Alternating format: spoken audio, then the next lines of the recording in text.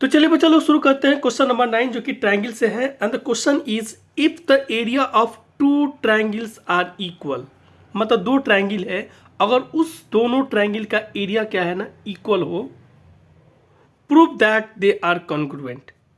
फिर से मैं पढ़ दूं क्वेश्चन को। If the area of two similar triangle,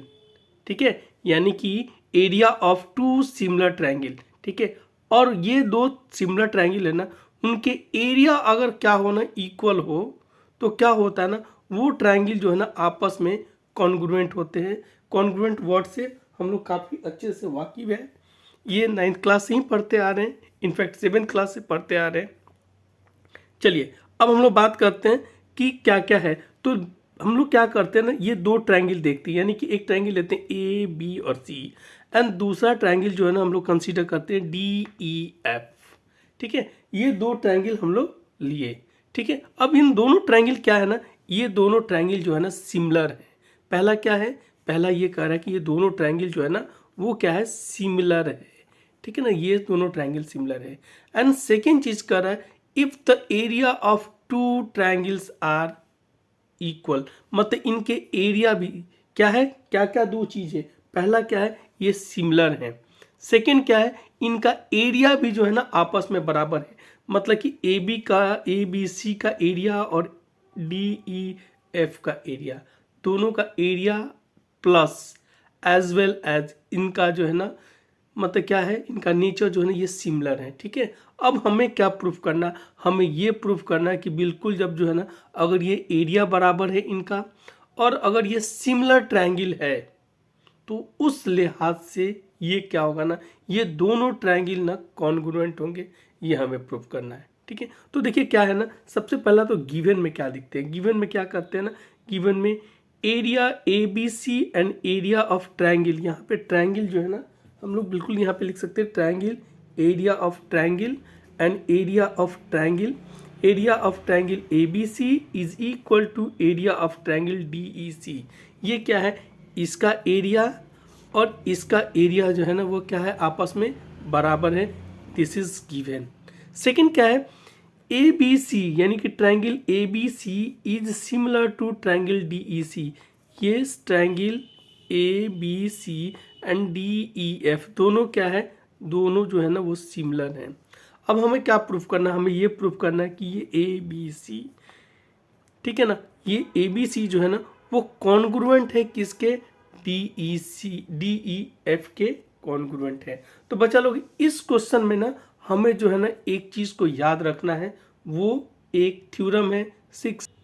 तो ये जो थ्योरम है ना दैट इज 6.6 क्या कहता है, the ratio of area of two similar triangle is equal to the square of the ratio of their corresponding side. ठीक है, मतलब क्या हो गया ना, ये 6.6 थ्योरम है ट्रायंगल का, और ये क्या कहता है ratio, the ratio of area of two similar triangle, अगर दो सिमिलर ट्रायंगल है, ठीक है, फिर से मैं इसको समझा दूं आप लोग को, अगर दो सिमिलर ट्रायंगल है, चलिए ये रहा एक सिमिलर ट्रायंगल मानते हैं इसको, A B C and second one is D E F. तो देखिए समझते हैं इसको, क्या कह रहा है, the ratio of area of two similar triangle. चलिए हम लोग मान लेते हैं ना कि A B C and D E F ये क्या है, ये दो ट्रायंगल है जो कि सिमिलर हैं, ये दोनों जो है ना वो सिमिलर है। ठीक है, अब क्या कर रहा है, इनके एरिया का रेशियो, इसका एरिया क्या हो गया, area of A B C upon area of D E F, मतलब इनका एरिया का रेशियो जो होगा ना, the ratio of area of two triangle is equal to, ये किसके बराबर होगा, इसका रेशियो मैंने डाल दिया यहाँ पे, यानी area of A B C and area of D E F यहाँ लिख दिया। अब इनका रेशियो क्या होगा, इनका कह रहा ना कि is equal to square of the ratio of their corresponding side. अब इसका कॉरस्पॉन्डिंग साइड ये है, इसका कॉरस्पॉन्डिंग साइड ये है, और इसका कॉरस्पॉन्डिंग साइड ये है, ये है, ठीक है। मतलब ए बी जो है ना, ए बी का कॉरस्पॉन्डिंग साइड डी ई और बी सी का corresponding side E F and A C का कॉरस्पॉन्डिंग साइड डी एफ। तो इसका जो एरिया, अगर ये दोनों सिमिलर ट्रायंगल हैं तो इनके कॉरस्पॉन्डिंग साइड का क्या होगा, रेशियो क्या होगा, A B upon D F का होल स्क्वायर बराबर होगा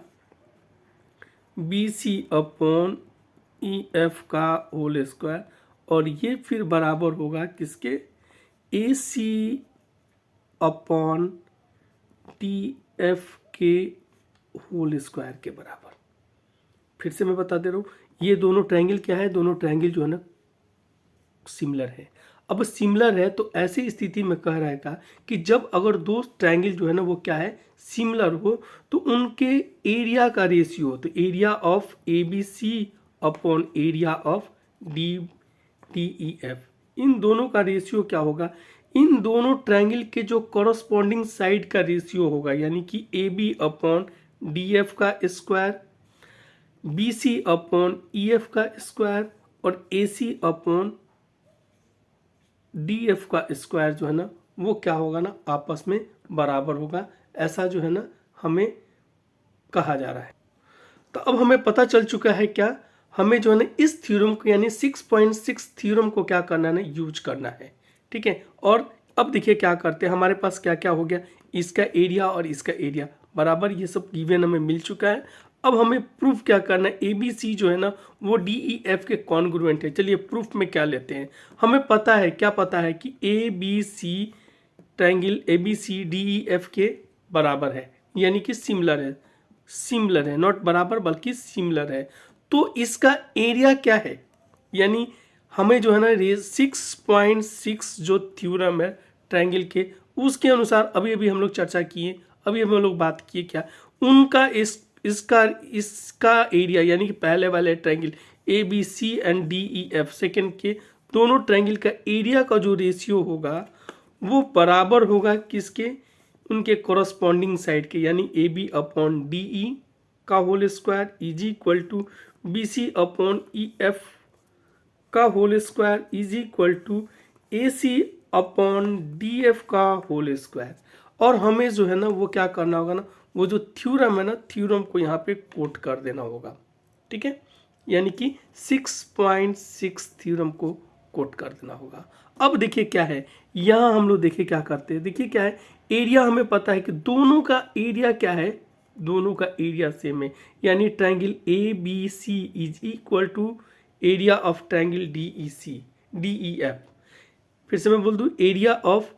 triangle A B C is equal to area of triangle D E F, दोनों एरिया बराबर है। तो ऐसे में क्या करते हैं ना, ए बी सी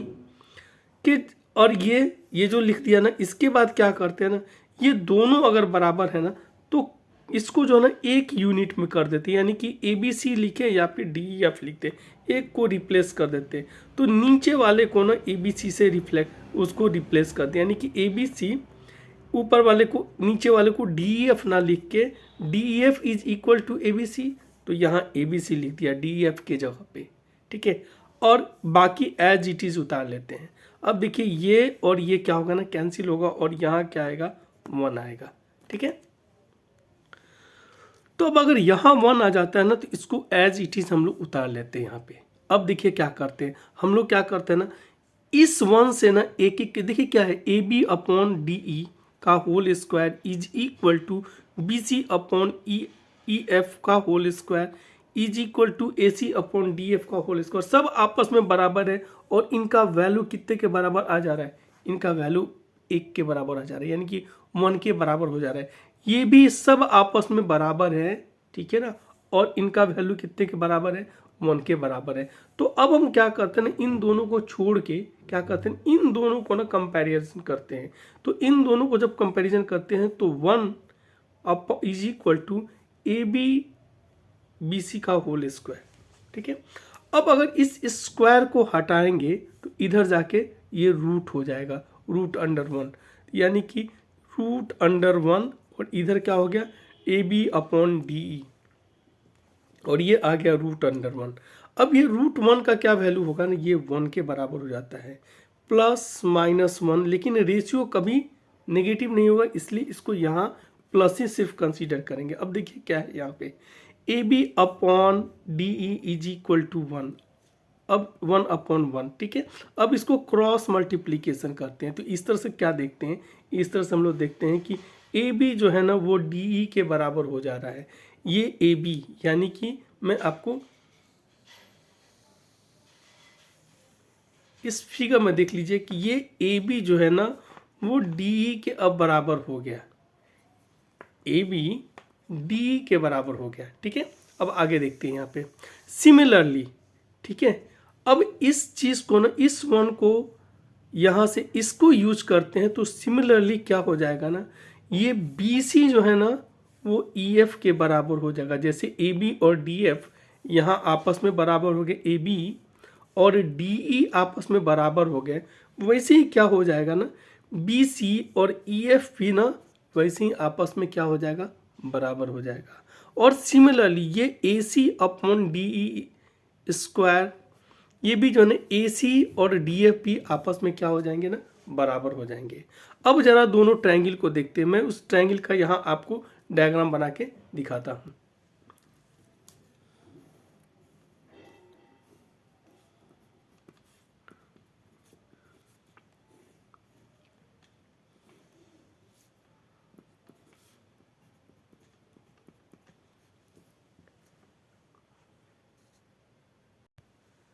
तो देखिए उसके डायग्राम को ना यहाँ पे क्या किया ना, उस जो फिगर है ना, फिगर को मैं यहाँ पे उसका डुप्लीकेसी कर रहा हूँ, ठीक है ना। तो डुप्लीकेसी करने के बाद अब देखिए क्या हो रहा है, यहाँ देखिए क्या दिख क्या रहा है, इस दोनों ट्रायंगल में हमें क्या दिखाई दे रहा है, ABC एंड ट्रायंगल DEF में, ABC एंड DEF में हमें क्या दिखाई दे रहा है, हमें ये दिखाई दे रहा है कि AB जो है ना वो किसके बराबर हो गया है, DE के बराबर हो गया है, इसको इक्वेशन 1 मान लेते हैं। और BC जो है ना वो EF के बराबर हो गया, इसको इक्वेशन 2 मान लेते हैं। एंड AC जो है ना, AC जो है ना वो किसके बराबर हो जा रहा है, DF के, और इस तरह से इसको जो है ना हम लोग इक्वेशन 3 मान लेते हैं। अगर इन दोनों ट्रायंगल को देखते हैं, यानी कि दोनों ट्रायंगल को कंपैरिजन करते हैं, तो ABC triangle ABC and triangle DEF क्या हो जा रहा है, AB is equal to DF DE, AB is equal to DE and BC is equal to EF and AC is equal to, ठीक है, DF फ्रॉम इक्वेशन 1, 2 एंड 3, ठीक है। और इस तरह से देखते हैं तो साइड साइड साइड, दोनों ट्रायंगल का साइड साइड साइड आपस में बराबर हो जा रहा है, और इस तरह से ये दोनों ट्रायंगल जो है ना आपस में क्या हो जा रहे हैं ना, कॉन्ग्रुएंट हो जा रहे हैं। थैंक यू बच्चा लोग।